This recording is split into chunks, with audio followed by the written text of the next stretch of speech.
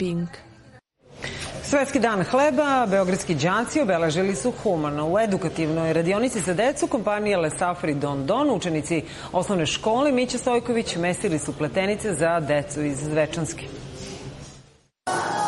Umazani testom i brašnom uz sjajnu atmosferu i druženje, učenici osnovne škole Mića Stojkovića probali su se u ulozi pekara i rešili da naprave peciva specijalno za decu iz Zvečanske. Ne samo da su pokazali umeće i timski duh, već su u pekarski centar Le Safr došli da učine lep gest, ali i da nauče nešto. Tu smo da naučimo neke novosti u uopšte pekarstvu, kao i da pomognemo našim drugarima iz Zvečanske, da se svi jednostavno osjećamo bolje. Mi da naučimo nešto, a oni da imaju srećnije malo detinjstvo.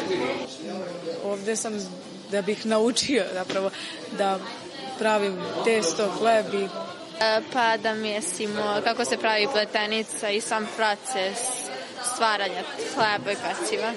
Da i mi možemo nekome da pomognemo. Stvarno je dobar osjećaj.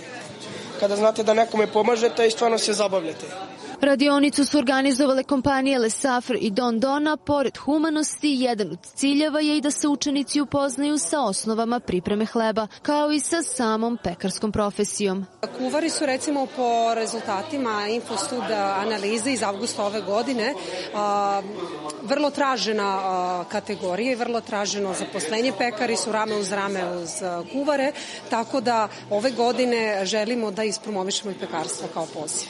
Ćemo u sklopu nedelje hrane i dana hleba organizovati donacije 15 ustanova širom Srbije. Cilj nam je da osim materijalne pomoći takođe i pomognemo deci da se razvijaju u obrazovnom smislu. Već nekoliko godina Svetski dan hleba obeležava se uz različite aktivnosti namenjene deci, a ujedno je i prilika da se skrene pažnja na problem bacanja hrane, jer se samo u našoj zemlji na godišnjem nivou baci oko 250.000 tona hrane. Nikolina Berga, televizija Pink.